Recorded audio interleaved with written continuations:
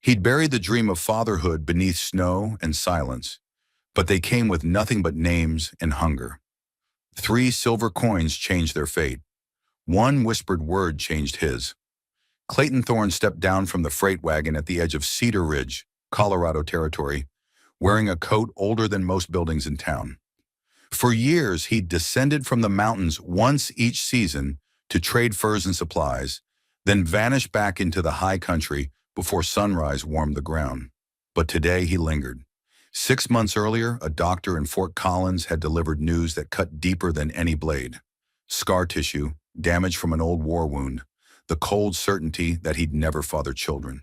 The cabin he'd built by hand for a family that would never come now felt like a monument to dreams that had died before they could breathe.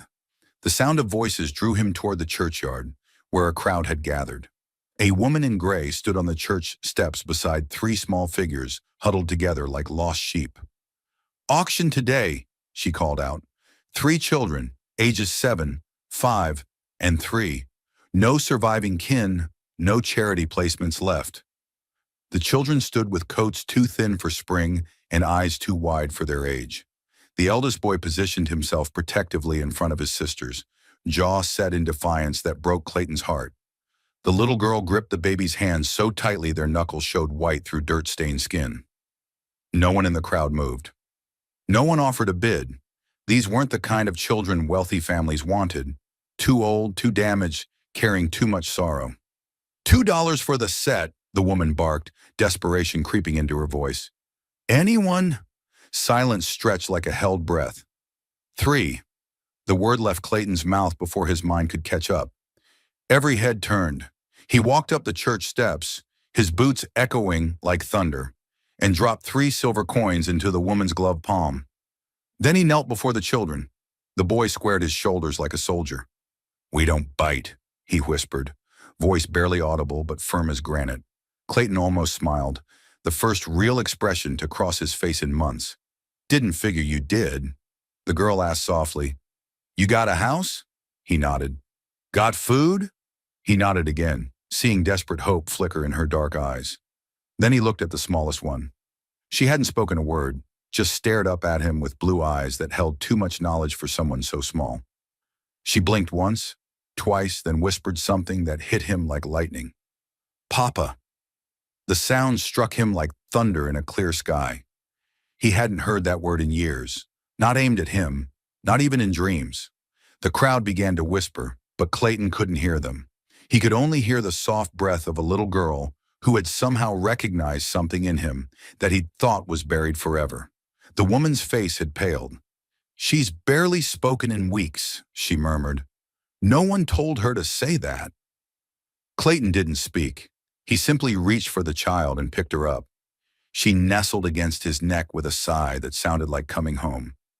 The crowd's whispers grew louder. "Crazy old man. He's got no wife, no future." But Clayton couldn't hear them over the sound of 3 small hearts choosing to trust him. "What's your name, mister?" the boy asked. "Clayton Thorne." "I'm Isaac. That's Nora. And the baby is Lily." Clayton filed the names away like precious things. "You ready to see a mountain?"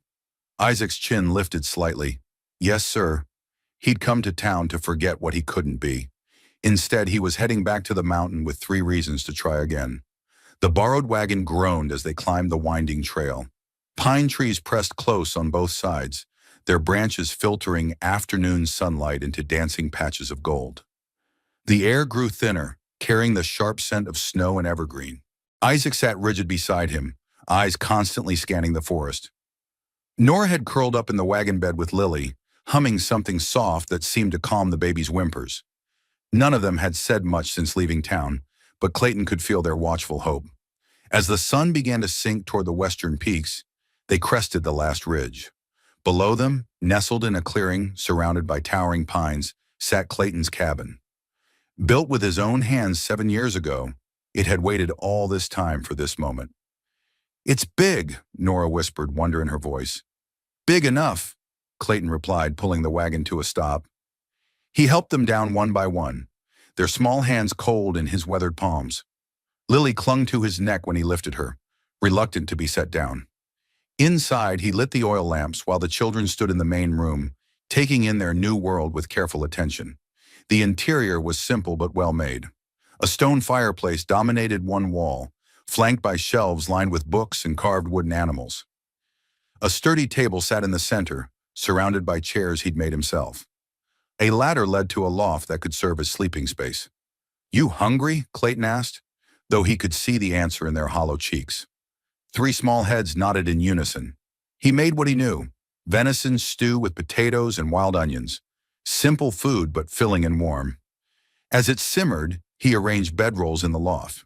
When supper was ready, they ate in careful silence, the children making the meal last as long as possible. "It's good," Isaac said finally. "Real good," Nora added, and for the first time Clayton saw her smile. After supper, he helped them settle in the loft. The space was cozy, with a small window that looked out over the valley and thick curtains to keep out the cold. "Will you stay?" Nora asked as he tucked a blanket around Lily. "Tonight, so we know you're here?"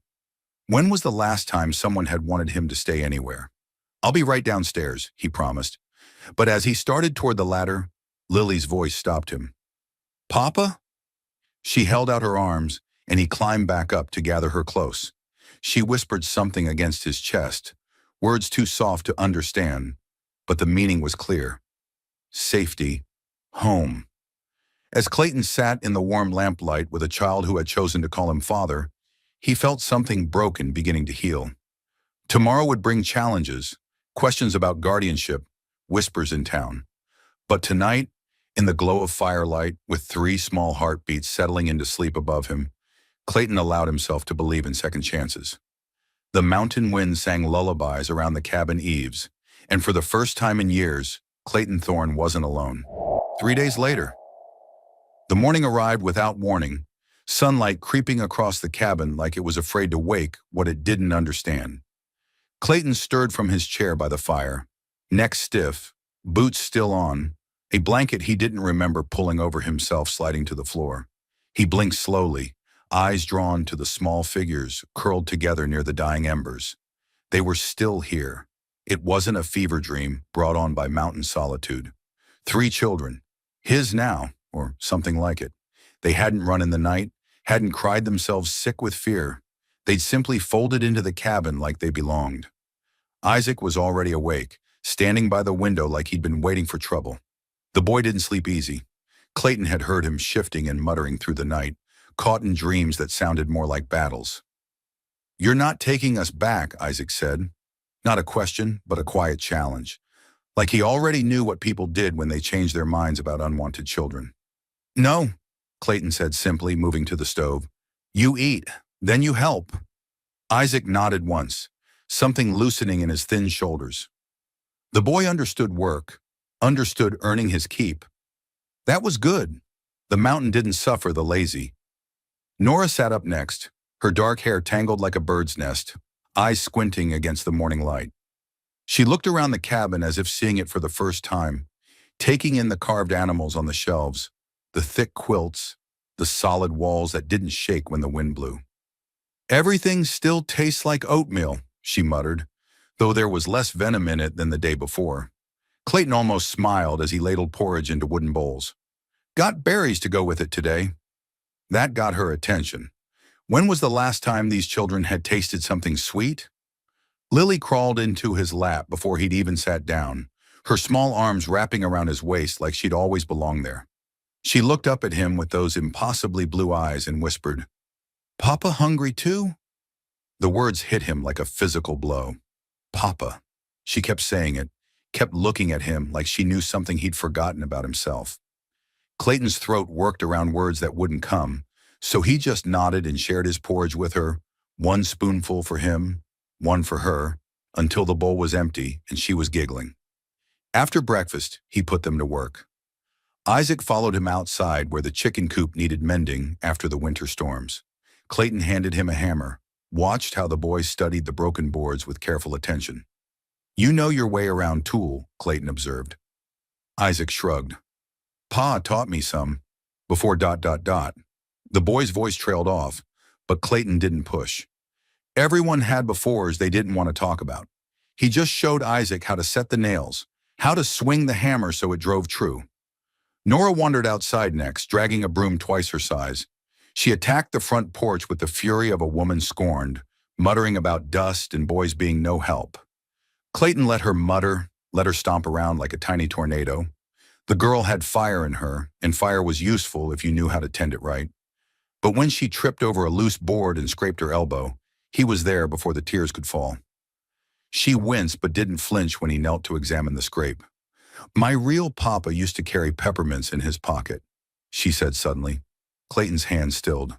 "I don't have those." She shrugged. "You got berries, and you fixed my hurt. That counts."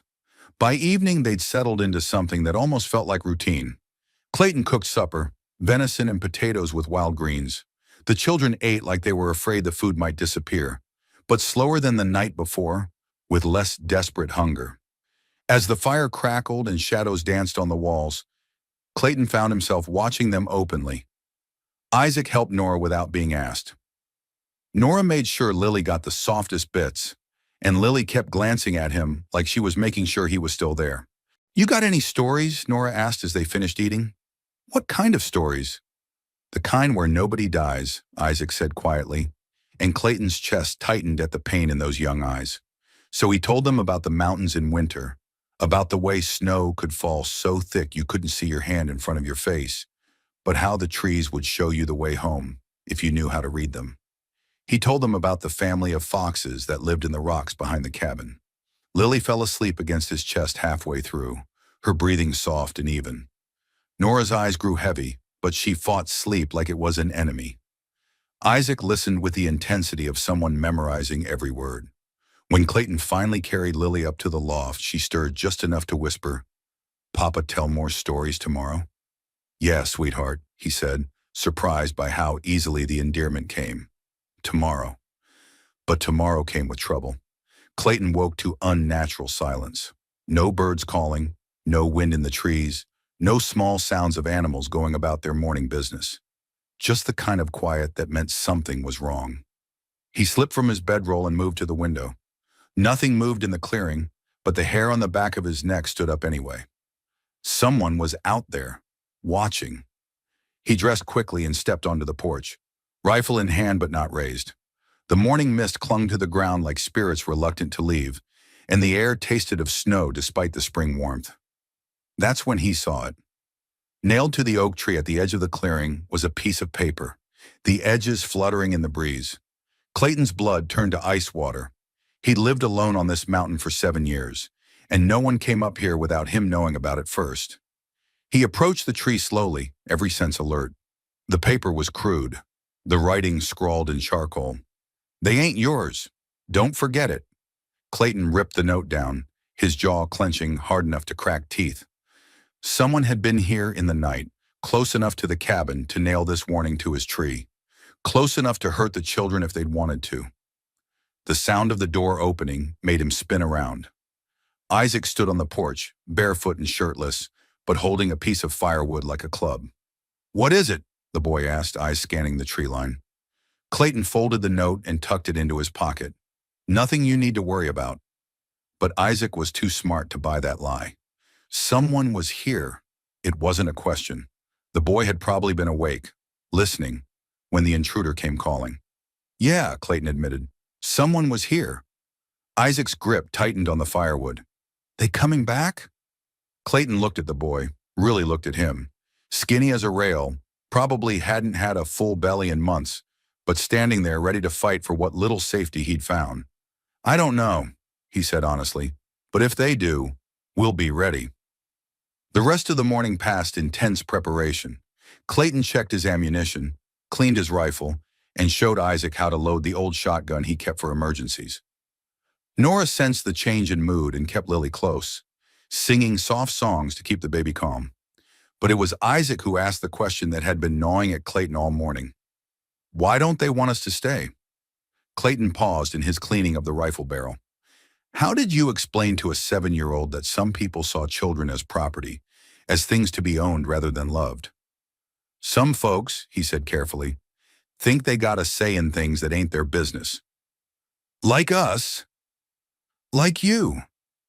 Isaac was quiet for a long moment, processing this. Then, What if they try to take us back? Clayton set down the rifle and looked the boy straight in the eye. They'll have to go through me first. The simple certainty in his voice seemed to settle something in Isaac. The boy nodded once, then went back to helping Nora sweep the cabin. But as the day wore on, Clayton found his attention drawn to smaller things. The way Lily laughed when she discovered the carved wooden animals on his shelves. How Nora hummed while she worked, the same tune over and over, like a prayer. The careful way Isaac watched him, learning, cataloging every word and gesture.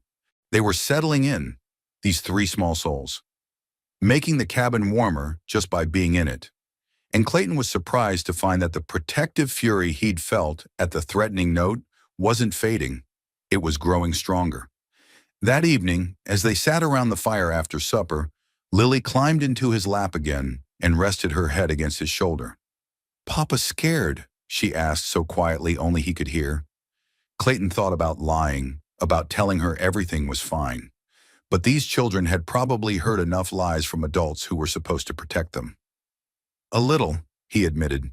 She patted his chest with one small hand. "Lily, keep Papa safe." And looking down at her serious little face, at Isaac sharpening a stick by the fire, at Nora mending a tear in her dress with careful stitches, Clayton realized something that should have terrified him, but instead filled him with grim determination. He would kill anyone who tried to take them away. The mountain wind picked up as night fell, howling around the cabin's eaves like a living thing. But inside, warmed by fire and the sound of children's breathing, Clayton Thorne kept watch and planned for war. Because whoever had left that note had made one critical mistake. They'd threatened his family, and Clayton Thorne had just discovered he was the kind of man who would burn the world down to protect what was his. 1 week later, 3 days passed in careful routine. Clayton kept his rifle close, his eyes on the tree line, and his ears tuned to every sound that didn't belong. The children sensed his vigilance, but didn't question it. They'd learned early that when adults got quiet and watchful, smart children did the same. It was Lily who saw the stranger first. Clayton was outside splitting wood when her voice called from the porch, tight with uncertainty. "Papa, man coming!" Clayton's axe froze mid-swing. He followed her pointing finger to where the trail emerged from the forest, and his blood turned cold. A lone rider was approaching, moving slow and deliberate, like he had all the time in the world. "Isaac," Clayton said quietly, not taking his eyes off the stranger. "Get your sisters inside. Now!" The boy was up and moving before the words finished leaving Clayton's mouth, scooping Lily off the porch and calling for Nora. Clayton heard the cabin door slam as he walked toward the approaching rider, axe still in his hand. The man who dismounted at the edge of the clearing looked like trouble wrapped in a dusty coat. Medium height, lean build, with pale eyes that held too much intelligence and not enough conscience. A jagged scar ran from his left temple to his jaw, and he moved with the fluid grace of someone comfortable with violence. "Afternoon," the stranger said, his voice carrying a hint of Eastern refinement. "Name's Cal Brennan. Heard you might have room for a traveler." Clayton didn't lower the axe. "Heard wrong." Cal's thin lips curved into something that wasn't quite a smile. "Now that's not very neighborly. Man could freeze to death on these mountain trails." "It's May," Clayton pointed out, "and you look plenty warm to me."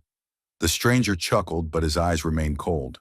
They flicked toward the cabin, taking in the freshly mended chicken coop, the children's clothes hanging on the line, the toys Isaac had left scattered on the porch. "Interesting setup you got here," Cal said. "Domestic life suits you?" "Don't know what you're talking about." "Oh, I think you do." Cal's hand rested casually on the butt of his revolver. "Word travels fast in small towns. Mountain hermit suddenly playing daddy to 3 orphans. Makes a man curious about motives." Clayton's grip tightened on the axe handle. "My motives ain't your business." "Maybe not, but the children," Cal shrugged. "Well, that's different, isn't it? Children belong with family, real family." "They got family." "Do they?" Cal took a step closer, his boots crunching on the pine needles. "Because from what I heard, you bought them like livestock. $3 for 3 lives. That's not family, friend. That's ownership." The words hit like physical blows, each one designed to cut deep. Clayton had wondered the same thing himself during long nights. Was he their savior or just another man who'd claimed them for his own purposes? But then he remembered Lily's arms around his neck, Isaac's fierce loyalty, Nora's tentative trust. Whatever he'd started as, he was their father now, in every way that mattered. You can think whatever you want, Clayton said, but you can think it's somewhere else. Cal's facade of politeness finally slipped. I don't think you understand the situation here, Thorne. Those children have people looking for them, people with legal claims and long memories. What kind of people? The kind who don't like losing what's theirs. Clayton raised the axe slightly, not quite a threat, but close enough. The children aren't going anywhere. We'll see about that.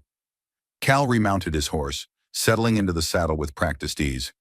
You might want to consider what's best for them. Mountain life can be dangerous. Accidents happen. Bears, wolves, cliff falls. A lot of ways for people to get hurt up here. The threat hung in the air like smoke from a poison fire. Clayton felt something dark and primitive stir in his chest, the same instinct that had kept him alive through war and 7 years of solitude.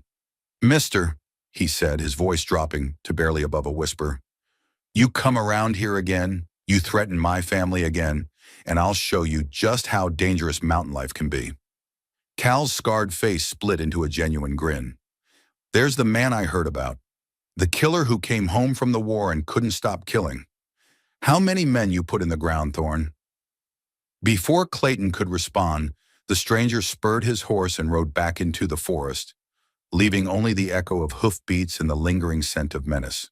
Clayton stood frozen for a long moment, the axe trembling in his white-knuckled grip. How did Cal know about the war, about what he'd done in those dark months after coming home, when the nightmares were too fresh and the whiskey wasn't strong enough to drown them? The next morning, Clayton saddled his horse before dawn. Where are you going, Papa? Lily asked, clinging to his leg as he prepared to mount up. Town, he said, kneeling to her level.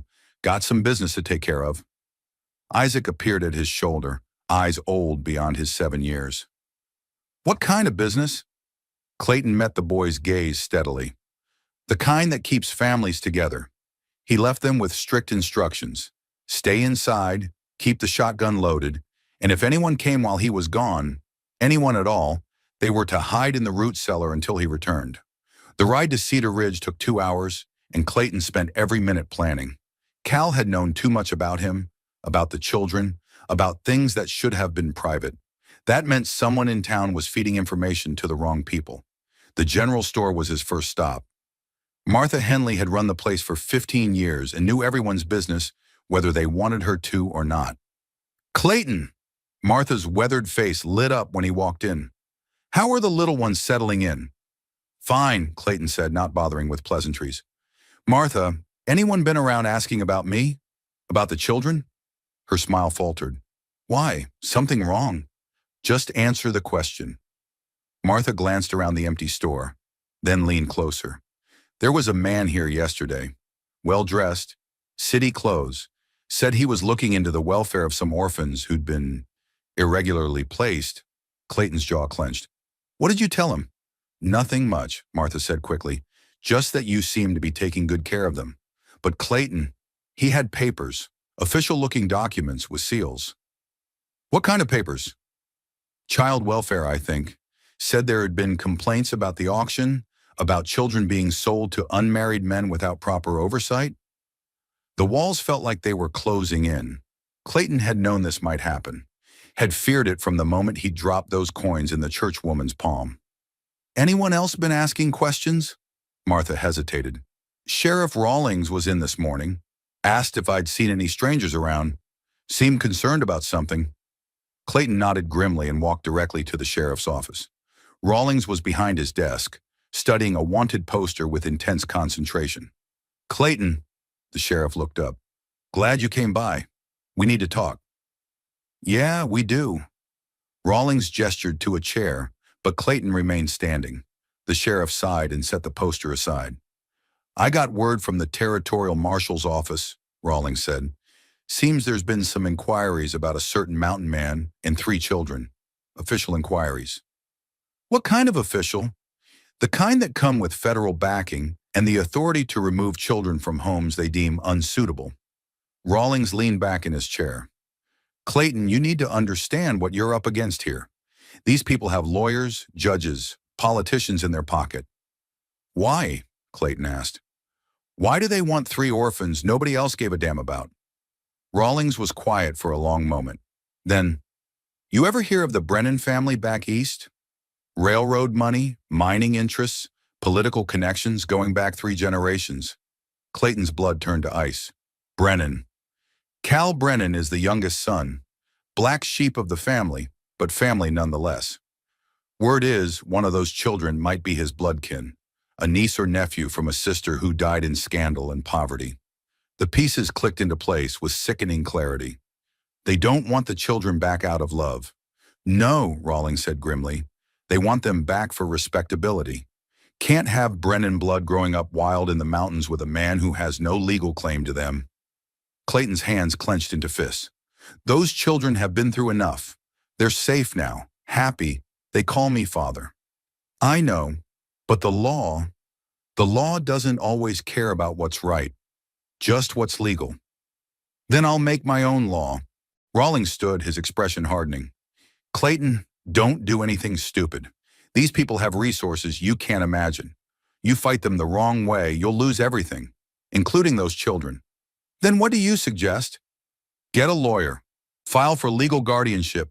Make this official before they can take them through the courts. Clayton laughed bitterly. With what money? And how long would that take? Weeks? Months? You think they're going to wait for paperwork? Rawlings had no answer for that. Clayton left the sheriff's office with more questions than answers, and a growing certainty that legal remedies wouldn't be enough. As he rode back toward the mountain, he found himself thinking about the war, about skills he'd hoped never to use again. The mountain wind carried the scent of coming storms as he spurred his horse toward home, toward 3 small hearts that trusted him to keep them safe.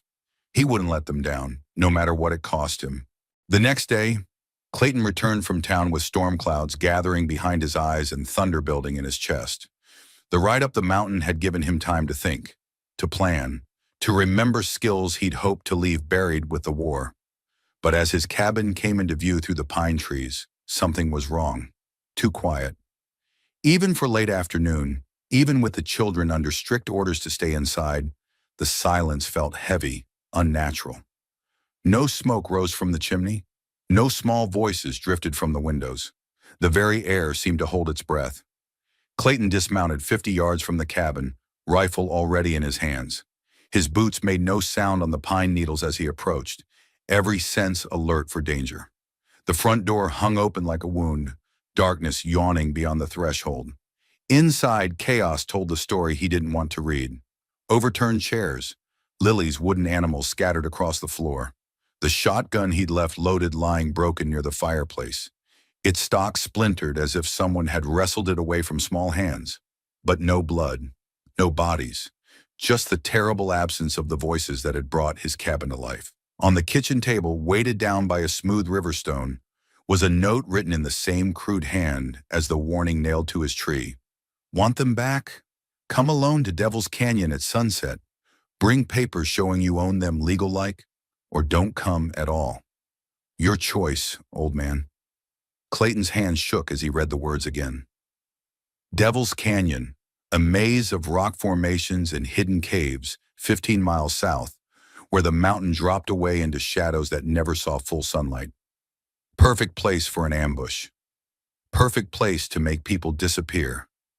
He crumpled the note, his mind racing. How many men? How long had they been gone?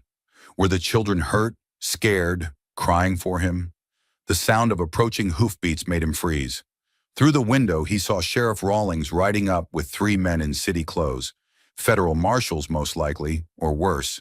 Clayton, Rawlings called out. We need to talk. Clayton stepped onto the porch, rifle loose in his hands but ready. Talk fast.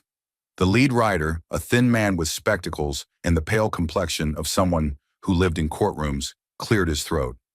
Mr. Thorne, I'm Federal Judge Harrison Blackwood. I have here a writ of custody removal, signed by the territorial governor. He held up an official document heavy with seals. The children in your care are to be remanded immediately to their legal guardians, the Brennan family.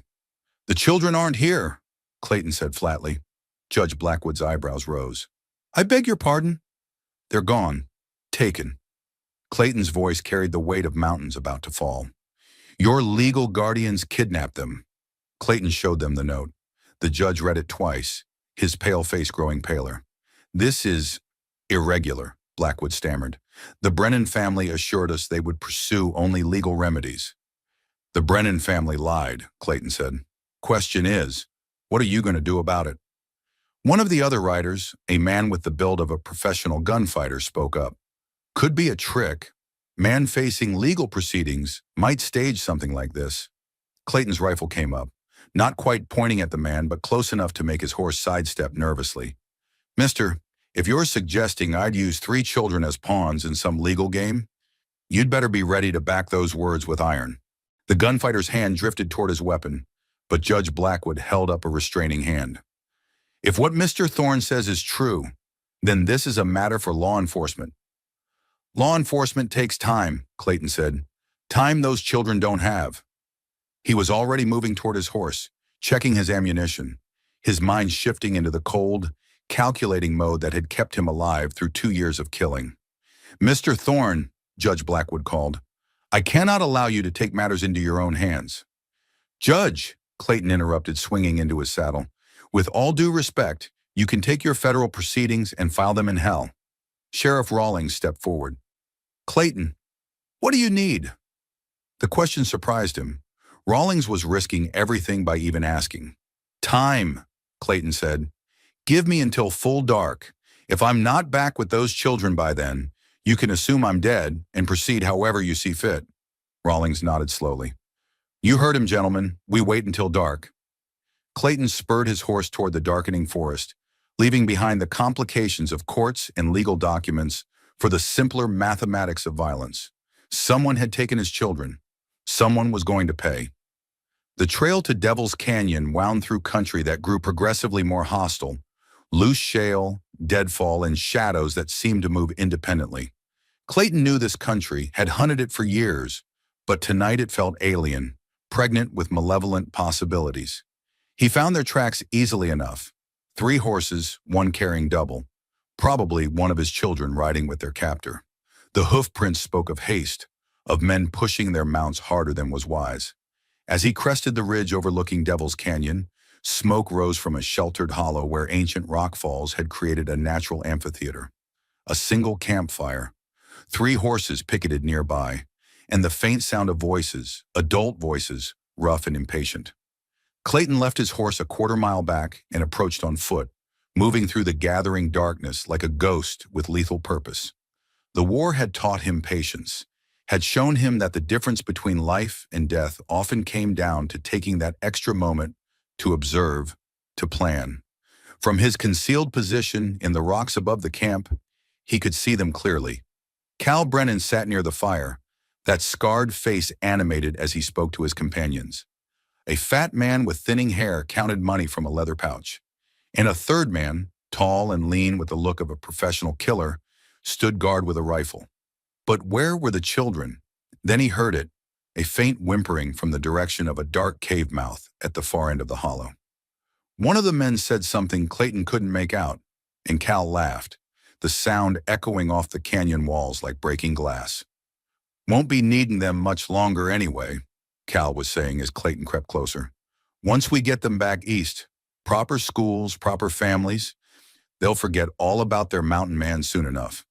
What if he don't come? The fat man asked. Cal shrugged. Then we got ourselves 3 orphans to sell to the highest bidder. Either way, we profit. The casual cruelty in his voice made Clayton's finger tighten on his rifle trigger. These weren't just kidnappers. They were slavers, treating his children like livestock. The guard turned in Clayton's direction, and for a moment their eyes met across 60 yards of canyon floor. The man's mouth opened to shout a warning, but Clayton's rifle spoke first. The bullet took the guard center mass, spinning him around before he collapsed beside the fire. Chaos erupted in the camp. Cal dove for cover behind a boulder, while the fat man scrambled for his weapon. Clayton was already moving, sliding down the rocky slope with fluid grace. Thorn! Cal shouted from behind his rock. That you? Come to collect your bastards? Clayton's answer was another bullet that chipped stone inches from Cal's head. Real sociable, Cal called out. But here's the thing, old man. We got your precious children in that cave. You keep shooting, and bad things might happen to them. The threat froze Clayton's blood. He could hear crying now, definitely coming from the cave. Lily's voice high and terrified, calling for her papa. What do you want, Brennan? What I wanted from the start. You walk away. Leave the children with their rightful family. Nobody else has to die tonight. Clayton emerged from the rocks, rifle still ready but not immediately threatening. Let me see them. Let me see they're safe. Cal gestured to the fat man, who disappeared into the cave. A moment later, he emerged, pushing Isaac ahead of him. The boy's face was streaked with tears and dirt, but he walked steady, his chin up in defiance that made Clayton's heart swell with pride and break with fury. Papa, Isaac called out, his voice cracking. They got Nora and Lily in there. They're scared. I know, son, Clayton said, never taking his eyes off Cal. You're going to be fine. Touching reunion, Cal sneered. But here's what's going to happen. You're going to turn around, walk back to your horse, and ride away. In return, they get to grow up in Philadelphia mansions instead of dying in some mountain winter. And if I refuse? Cal's scarred face split into a grin. Then I put a bullet in the boy's head and start working on the girls. The fat man pressed a pistol to Isaac's temple. The boy didn't flinch, just stared at Clayton with absolute trust, absolute certainty that his papa would save him. Clayton's mind raced through options. He could take Cal, maybe the fat man too, but not before Isaac died. Could he get to the cave? Not without risking their lives. The answer came from Isaac himself. With the desperate cunning of a child who'd learned to survive, he suddenly went limp, becoming dead weight in the fat man's grip. In the split second of confusion that followed, Clayton moved. His first shot took the fat man between the eyes. His second shattered Cal's gun hand as the man tried to bring his weapon to bear. Cal screamed and fell, clutching his ruined fingers. Isaac scrambled away and ran to Clayton, who caught him with his free arm while keeping the rifle trained on Cal. The girls, Clayton said urgently. Where are they? Back of the cave, Isaac gasped. Tied up but not hurt. They're so scared, Papa. Clayton approached Cal, who was writhing in the dirt, cradling his destroyed hand. You're going to call them out, Clayton said, his voice deadly quiet. And if you try anything clever, I'll put the next bullet somewhere that'll take a lot longer to kill you. Cal looked up at him through pain-glazed eyes and saw his own death written there. Nora, he called in a shaking voice. Lily, come out. It's safe. Two small figures emerged from the cave mouth, blinking in the firelight. Nora carried Lily, both girls dirty and tear-streaked but alive, unharmed. They ran to Clayton, who gathered them close with his free arm. Papa came, Lily whispered against his chest. Papa came for us. Always, Clayton said fiercely. Always. Cal struggled to sit up, his face gray with pain.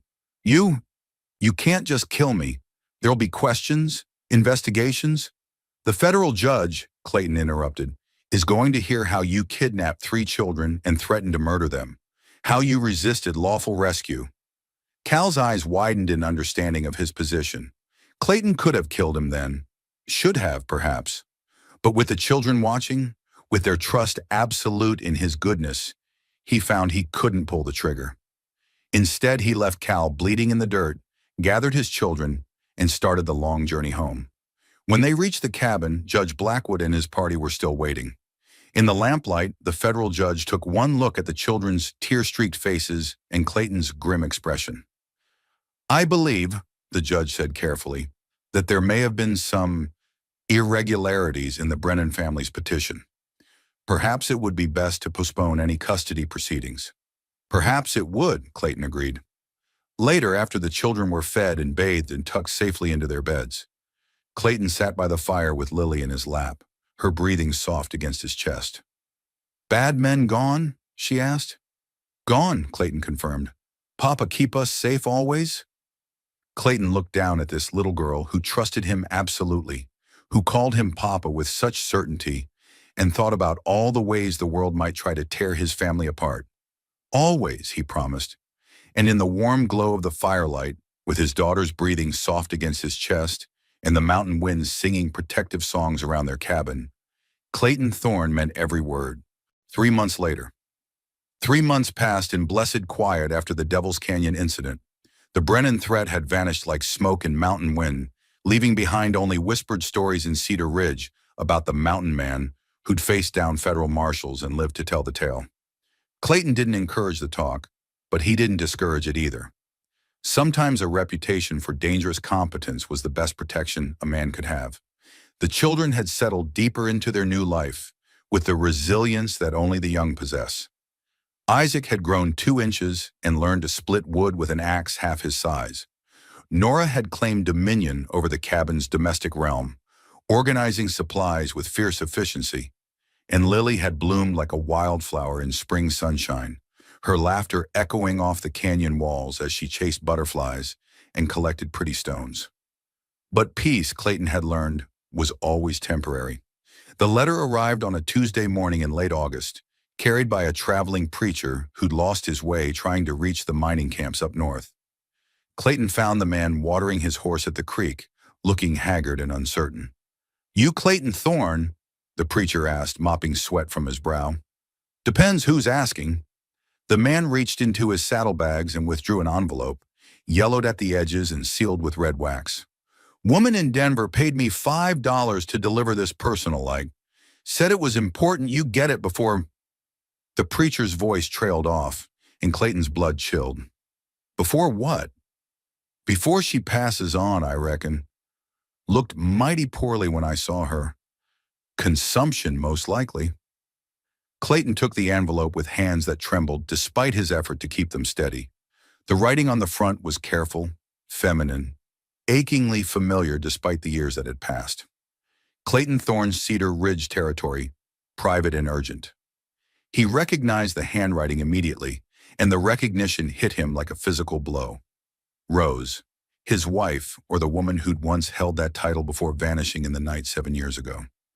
After the preacher left, Clayton walked to the edge of the clearing, away from the cabin where the children were playing, and broke the wax seal with fingers that shook like autumn leaves. "My dear Clayton, if this reaches you, it means I found the courage to send what I should have written years ago. I know what I did cannot be forgiven, and I do not ask for your understanding. I ask only for your compassion, for the sake of an innocent child who bears the burden of my mistakes. When I left you, I was carrying a child, not yours. I was unfaithful, and the shame of it drove me away rather than face your disappointment. I convinced myself you would be better off without knowing the truth. The child, a daughter I named May, is now 8 years old. Her father died of fever last winter, and I am not long for this world. The coughing sickness has taken hold, and the doctors say I have perhaps weeks, not months. May is alone in the world save for me, and soon she will be alone entirely. She is staying at the Sisters of Mercy orphanage in Denver while I receive treatment, but they cannot keep her indefinitely. I know I have no right to ask anything of you after what I did. But Clayton, you always wanted to be a father, and she needs someone who will love her not for what she represents, but for who she is. A scared little girl who has lost everything.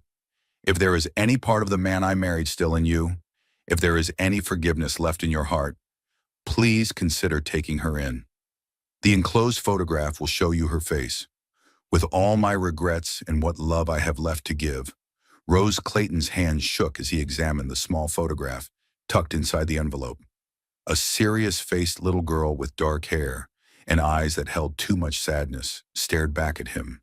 She looked nothing like Rose, nothing like him, but something in her expression, a quiet resignation that spoke of too much loss, cut straight through to his heart. A child alone in the world, a daughter, even if not his blood, left behind by the woman who'd once shared his bed in his dreams. "Papa?" Lily's voice made him turn. She'd approached on silent feet, her small face creased with concern. "You look sad. What's that?" Clayton knelt to her level, tucking the photograph into his shirt pocket. "News from someone I used to know."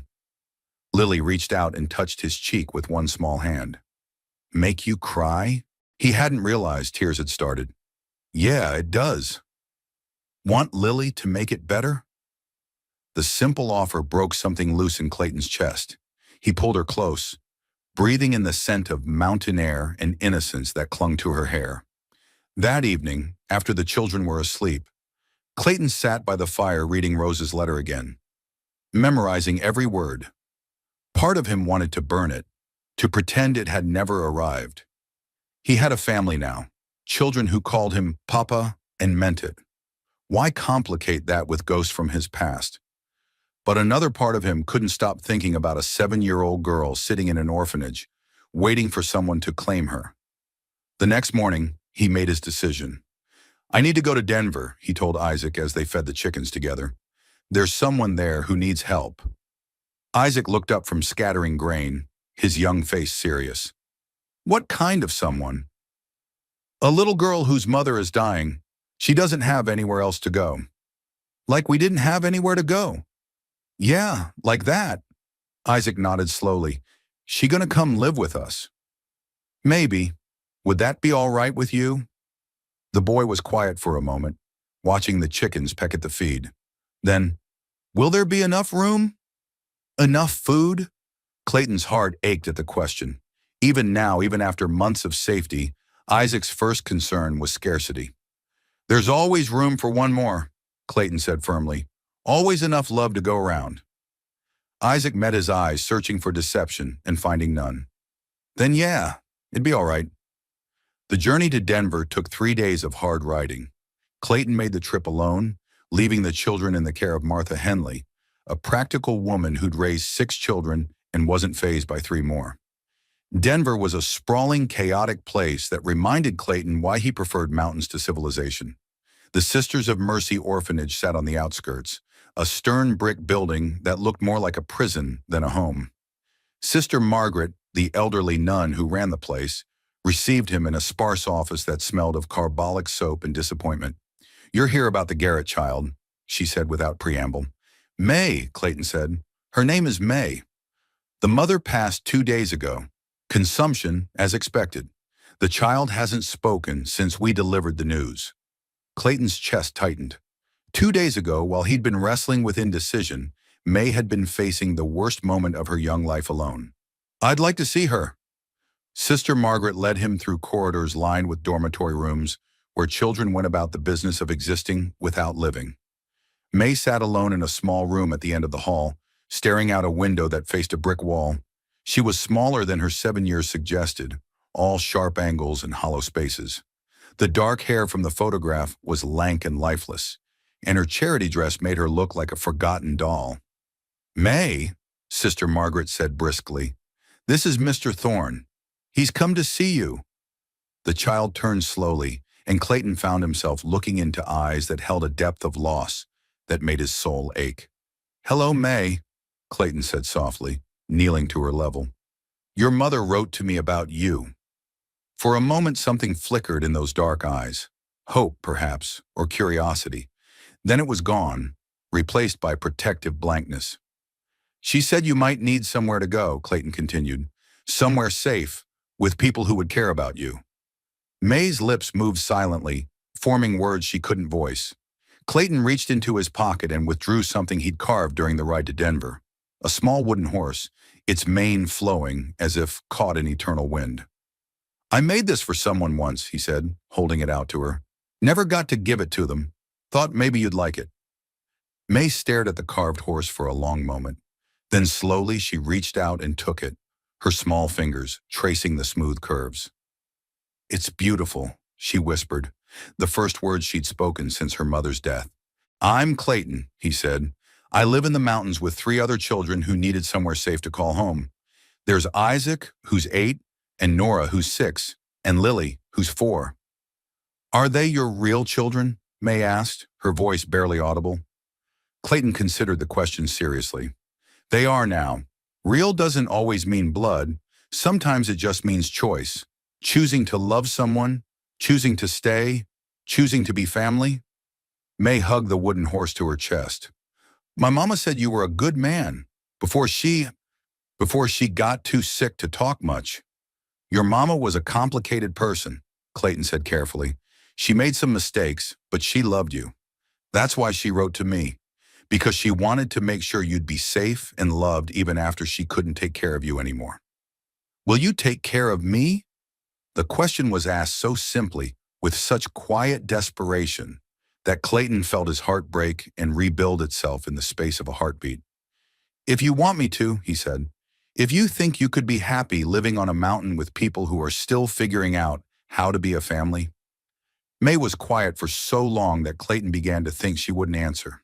Then she stood up, walked over to him, and placed one small hand in his much larger one. I think I'd like that, she said.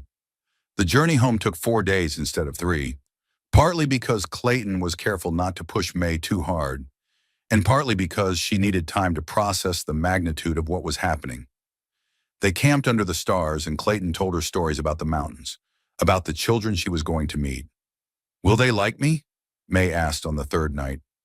They'll love you, Clayton said with certainty, because that's what families do. When they finally crested the ridge that overlooked home, Clayton saw his other children waiting on the porch, Isaac standing protective and alert, Nora clutching Lily's hand, all of them watching with the intensity of people whose happiness depended on safe returns.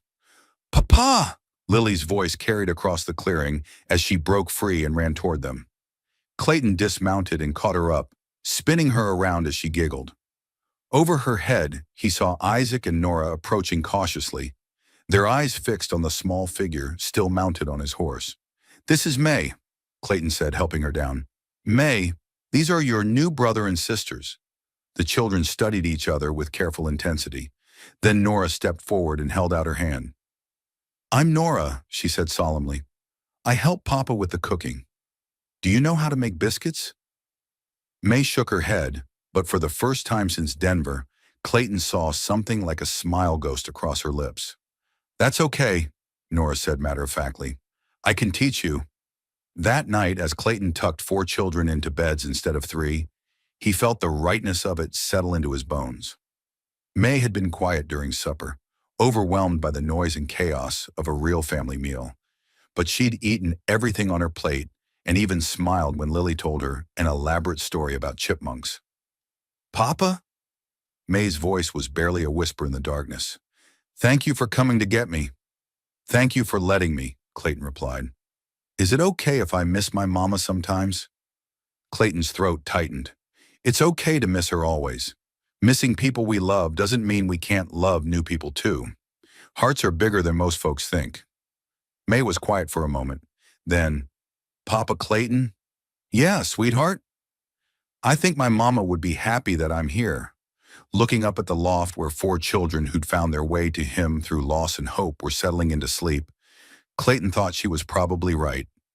The mountain winds sang lullabies around the cabin eaves, and for the first time in years, all of Clayton's children were safe under his roof. It was enough.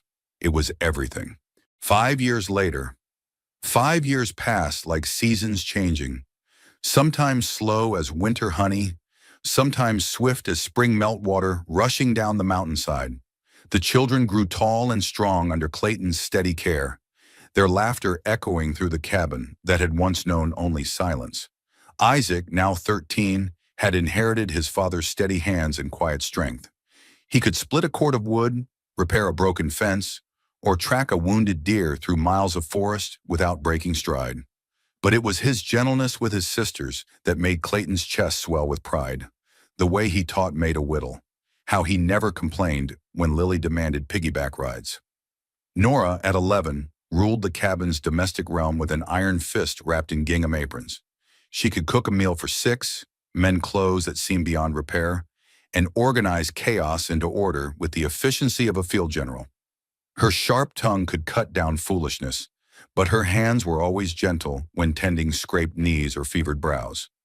Lily, now 9, remained the family's bright star, quick to laugh, quicker to forgive, with a spirit that couldn't be dimmed by harsh words or harder circumstances. She rode like she'd been born in the saddle, climbed trees like a squirrel, and had never met a stranger she couldn't charm into smiling. And May. May had blossomed from the hollow-eyed waif Clayton had found in Denver into a thoughtful young woman of 13.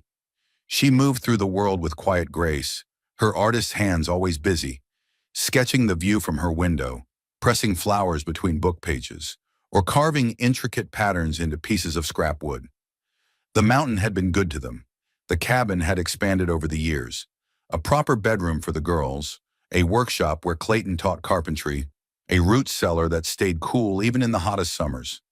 Their few neighbors respected Clayton's privacy and his children's happiness, and the town of Cedar Ridge had come to accept the unconventional family. But peace was always temporary. The trouble started on a crisp October morning when a well-dressed woman rode up the mountain path. Mrs. Eleanor Blackwood sat stiffly in Clayton's kitchen, her traveling dress immaculate despite the long ride from town. She was perhaps 40, with graying hair pulled back in a severe bun, and the sort of refined bearing that spoke of Eastern education.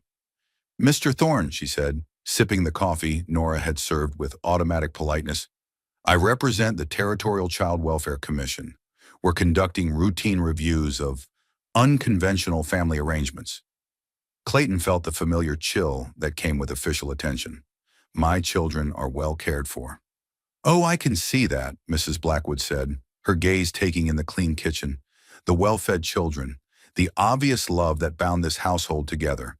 "But you must understand that there are certain irregularities in your situation that concern the authorities." "What kind of irregularities?" Mrs. Blackwood consulted a leather portfolio. "You're an unmarried man raising 4 children to whom you have no legal relationship. No formal adoption papers were ever filed.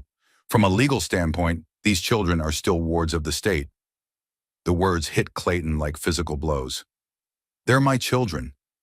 I understand your attachment, and I can see they're attached to you as well. But attachment isn't the same as legal right, and there are concerns about their future prospects." "What concerns?" Mrs. Blackwood's expression softened slightly. "The girls particularly. They're growing into young women, but what opportunities will they have here? No proper schooling beyond what you can provide. No exposure to refined society. And the boys. Isaac shows promise, but he'll never rise above his circumstances without proper education." Clayton felt anger building in his chest. "My children are happy. They're healthy. They're loved. What more do they need?" "Opportunity, Mr. Thorne. The chance to become more than what their unfortunate beginnings would suggest." Before Clayton could respond, Isaac appeared in the kitchen doorway. The boy had grown tall and broad-shouldered, his eyes holding steady confidence. "Pa?" Isaac said, his gaze flicking between Clayton and the visitor. "Everything all right?" "Just a conversation, son," Clayton said, but Mrs. Blackwood leaned forward with sudden interest. "Isaac, isn't it? How old are you now?" 13, ma'am. "And can you read?" "Right question mark." Isaac straightened slightly, sensing challenge. "Yes, ma'am. Pa taught us all. I can cipher too, and I know my geography and history." "Impressive," Mrs. Blackwood said, making notes. "But tell me, what do you plan to do with your life? What are your ambitions?" Isaac glanced at Clayton, then back at the woman. "I plan to work the land, take care of my family, maybe expand the farm, raise some cattle, build a good life here." Mrs. Blackwood's pen scratched across her paper. "And if I told you that you could attend a proper school in Denver, learn a profession, perhaps become a lawyer or a doctor?" For a moment, Isaac was quiet, considering. Then he shook his head firmly. "This is my home, ma'am. These are my people. I don't need to see the world when I got everything I want right here." After Mrs. Blackwood left, with promises to return and ominous mentions of recommendations to the territorial governor, Clayton gathered his children around the kitchen table. "They want to take us away?" Lily asked, her voice small and frightened. "They want to separate us," Clayton said honestly. "Send you to different schools, different families. They think it would be better for your futures." "But we don't want different futures," May said quietly. "We want our future, here together." Nora crossed her arms with characteristic determination. "Let them try. I'll bite anyone who tries to take me away from my family." The conversation was interrupted by commotion outside. Horses arriving fast, voices calling out in alarm. Clayton stepped onto the porch to find Dr. Samuel Morrison dismounting from his lathered mare, his medical bag clutched in one hand. "Clayton," the doctor called. "Thank God you're here. There's been an accident in town. Mine collapsed at the Broken Creek site. They're bringing wounded up to the church, but I need help. Those children of yours, they've got steady hands and good hearts. I could use them." Clayton looked back at his children, saw them already reaching for coats and boots without being asked. When people were hurt, you helped. When the community called, you answered. The ride to town was swift and silent. The Broken Creek mine employed half the men in Cedar Ridge, and a collapse could mean widows and orphans, economic disaster for the entire region. The scene at the church was chaos. Injured miners lay on makeshift beds while Dr. Morrison worked to treat wounds and set broken bones. Wives and children crowded the pews, their faces tight with worry. "Isaac, Nora," Clayton said, his voice cutting through the noise. "Help the doctor. May, Lily, comfort the families. Help with food and water." For the next 6 hours, the Thorne family worked alongside their neighbors with quiet efficiency. Isaac held lanterns steady while Dr. Morrison sutured wounds. Nora boiled water and tore clean cloth for bandages. May sketched quick portraits of injured men to send to worried relatives. Lily held the hands of crying children, singing soft songs until their tears stopped. By dawn, the crisis had passed. 3 men were dead, 7 badly injured but expected to recover. The community would mourn its losses and care for its wounded, as mountain communities always had. Mrs. Blackwood was waiting on the church steps as they prepared to leave. She'd witnessed everything, the way Clayton's children had worked without complaint, the respect they commanded from adults, the love they showed to strangers in need. "Mr. Thorne," she said, her official demeanor notably softer, "might I have another word?" They walked away from the others, out of earshot of the children. "I came here prepared to recommend the removal of your children to more suitable arrangements," Mrs. Blackwood said. "I was convinced that isolated mountain life was no place for young people to develop proper character." Clayton waited, saying nothing. "I was wrong," she continued. "What I saw in there, those children have something that no amount of formal education can teach. They have compassion, competence, and an understanding of what it means to be part of something larger than themselves." She reached into her portfolio and withdrew several official documents. "I'm recommending that guardianship of Isaac, Nora, Lily, and May be formally granted to Clayton Thorne, with all legal rights and responsibilities thereof." Clayton felt something loosen in his chest that he hadn't realized was clenched tight. "Thank you. Don't thank me, Mr. Thorne. Thank them." She nodded toward his children, who were helping elderly Mrs. Patterson into her buggy. "They're remarkable young people. You should be proud." "I am." Mrs. Blackwood smiled, the first genuine expression Clayton had seen from her. "I have one more recommendation to make." "What's that?" "The territorial government is looking for men of good character to serve as deputy marshals in remote areas. The position comes with a small salary, official recognition, and legal authority to protect citizens in your jurisdiction. Interested?" Clayton thought about Cal Brennan, about federal judges and legal documents, about all the ways the outside world had tried to tear his family apart. Having official standing might not prevent future challenges, but it would certainly help him meet them. "I might be," he said. 2 months later, Clayton Thorne was sworn in as deputy marshal for the Cedar Ridge district. The badge felt strange on his chest, heavy with responsibility and official recognition of what he'd always known, that protecting the innocent was worth any personal cost. The children adapted to their father's new role with characteristic resilience. Isaac took pride in helping with investigations that required tracking skills.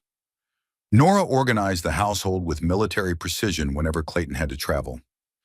May sketched wanted posters with artistic flair, and Lily charmed information from reluctant witnesses with innocent questions that adults would answer honestly.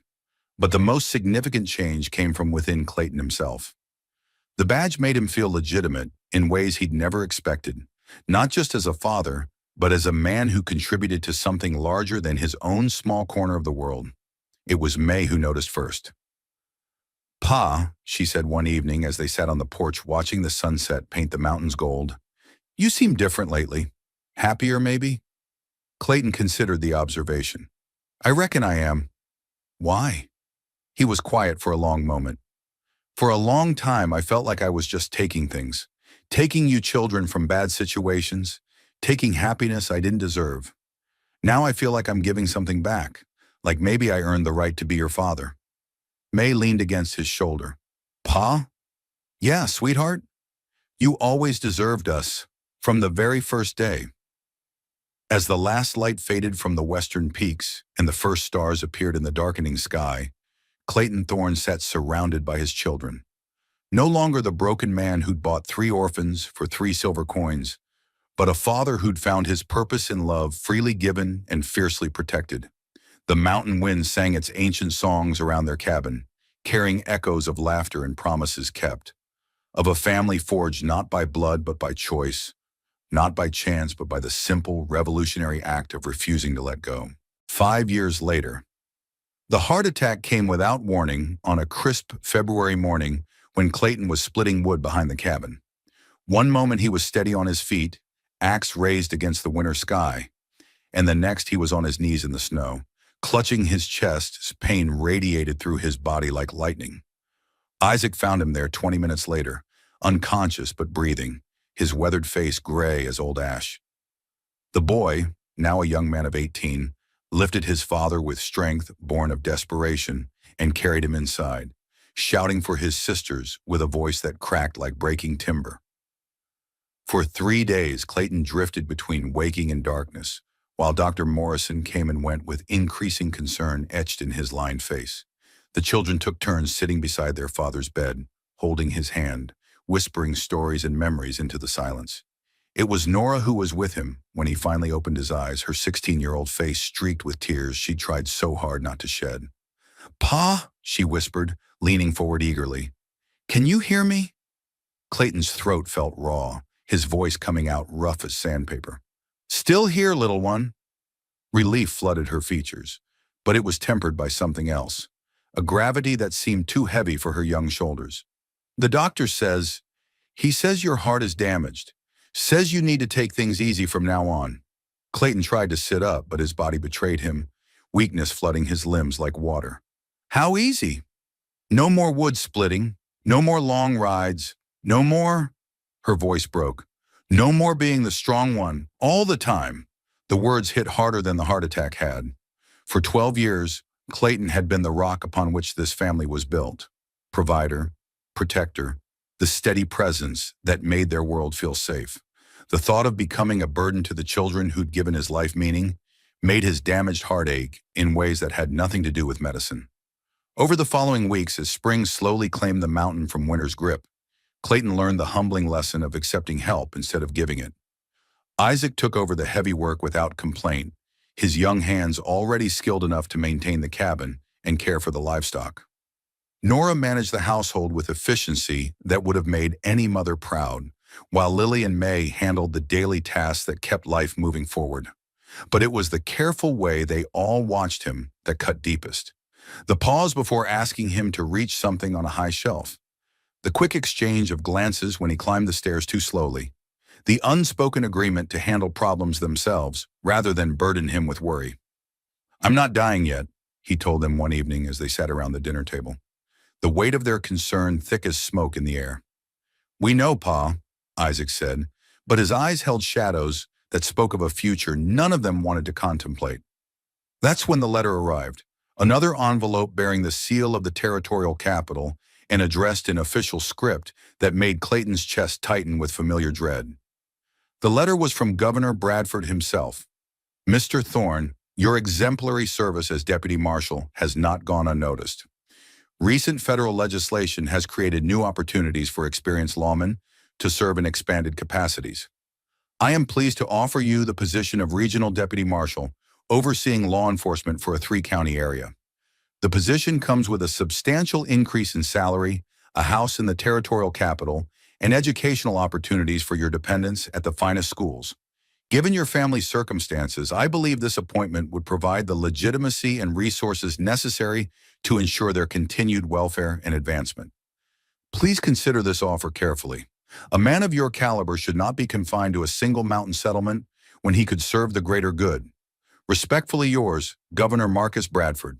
Clayton read the letter twice, then set it aside and stared into the fire. The position was everything he could have dreamed of years ago. Respect, security, a future that would give his children advantages he could never provide on the mountain. But it would also mean leaving the place where they'd become a family, abandoning the life they'd built together for the promise of something greater in the eyes of the world. "What's it say, Pa?" May asked, settling beside his chair with quiet grace. Clayton handed her the letter and watched her dark eyes scan the official words. Her expression remained carefully neutral, but he saw the slight tightening around her eyes. "It's a good opportunity," she said finally. "But—" May was quiet for a long moment, choosing her words carefully. "But opportunities aren't always the same as blessings, and sometimes what looks like advancement is really just a prettier cage."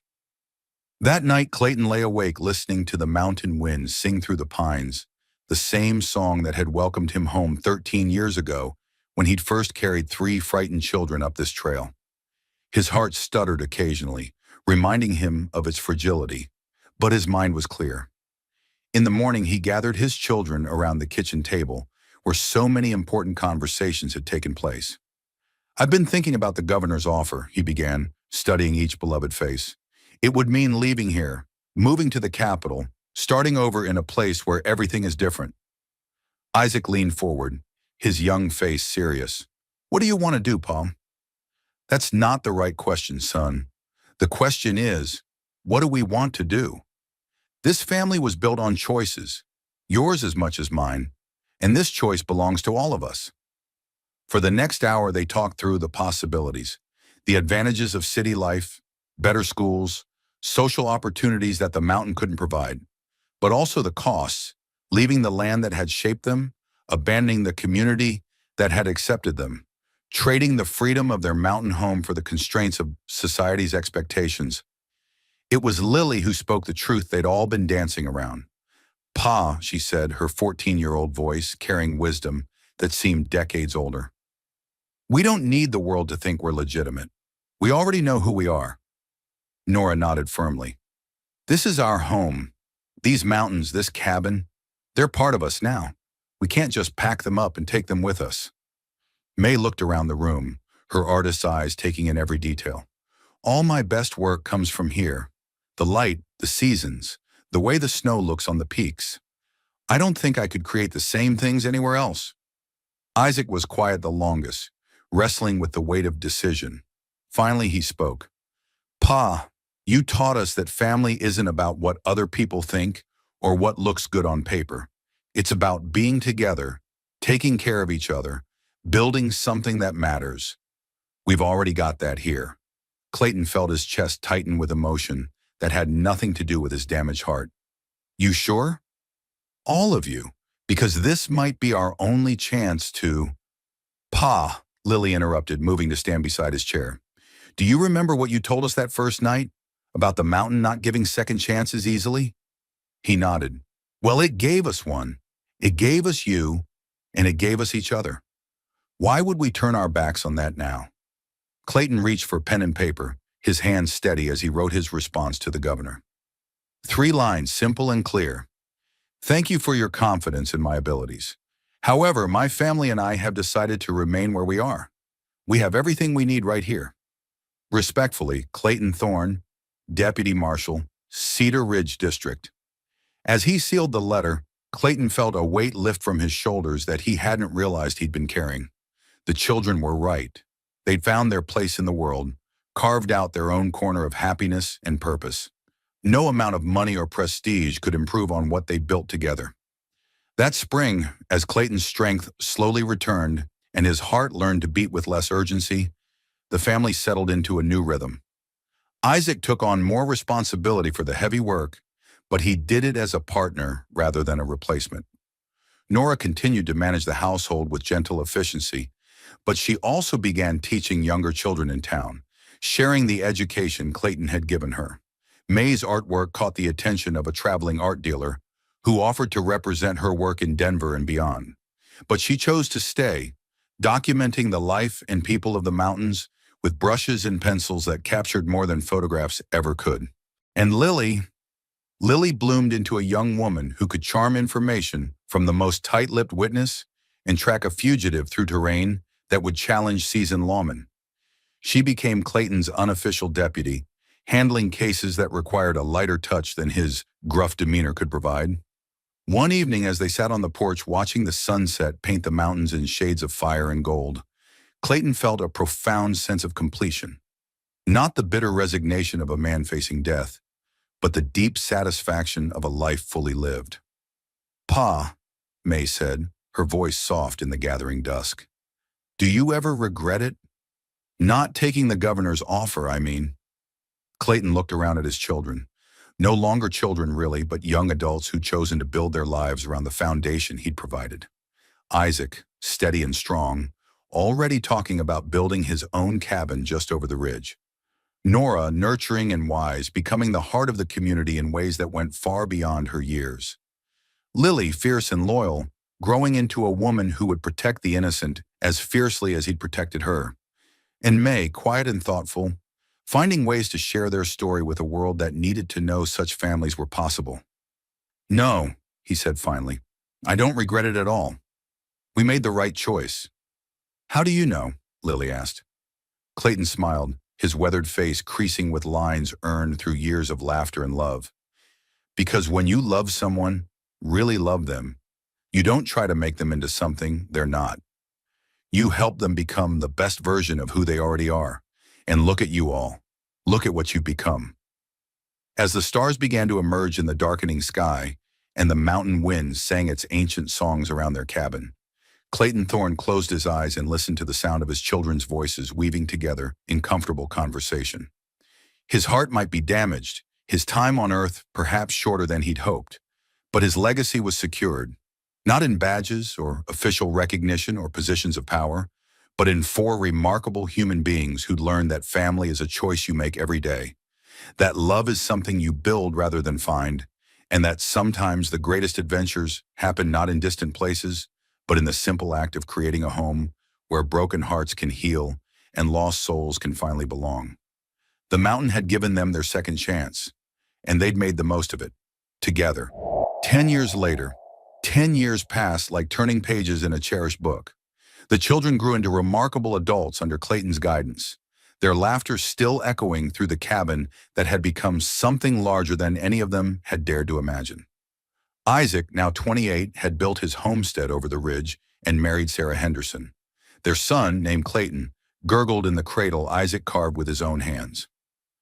Nora became the region's beloved healer, her clinic bearing a simple sign, N. Thorne, Physician. At 26, she had dedicated her life to healing others.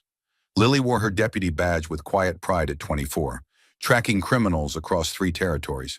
And May, now 23, captured their mountain life in drawings that graced magazines nationwide, documenting how love could transform broken souls.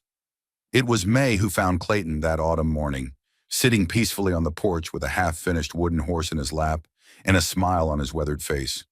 He'd been watching the sunrise paint the mountains gold, the same view that had welcomed him home with 3 frightened children so many years ago. Dr. Morrison confirmed what they knew in their hearts. Clayton had passed quietly in his sleep, his damaged heart finally finding the rest it had earned through decades of fierce love and protection. They buried him beneath the tall pine where he'd taught them to track, climb, and dream. The headstone was simple granite. Clayton Thorne, 1825 to 1897. Beloved father, he made us a family. The funeral drew people from across the territory. Mrs. Eleanor Blackwood, now elderly, spoke the words that captured his essence. Clayton Thorne proved that love isn't just enough. It's everything. It's the foundation upon which all virtues are built, the soil where hope grows, the light that guides lost souls home. Among his possessions, they found a journal spanning 25 years, documenting not dramatic events but small moments that mattered most.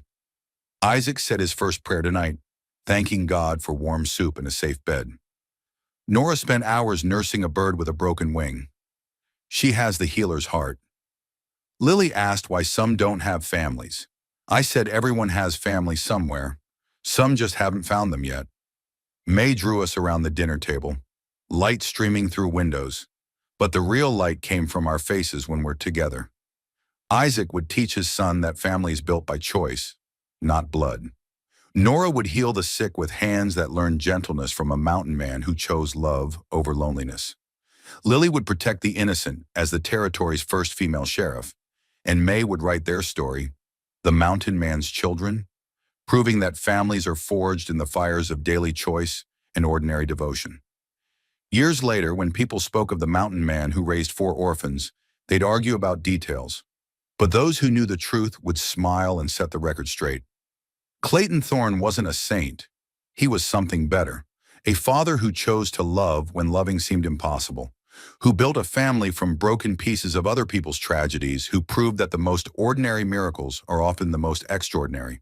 The mountain wind still sings around their cabin, now a small museum telling the story of frontier families and the courage required to love without guarantee. Clayton's great-grandchildren play in the same clearing where he once taught their grandfather to split wood, learning the same lessons about love and the strange magic that happens when people choose to care for each other. 3 silver coins changed 4 lives forever, but it was love, stubborn, fierce, freely given love, that transformed them into something the broken world desperately needed. Proof that families are possible, healing can happen, and sometimes the best way to find yourself is to give yourself away to someone who needs you even more. The story ends, but the love continues. In every adoption finalized, every foster child welcomed, every broken family mended by people who refuse to believe that blood is the only bond that matters. Clayton Thorne's legacy lives on. Families are not born but made, not found but forged, not defined by blood, but by the simple revolutionary act of choosing to love.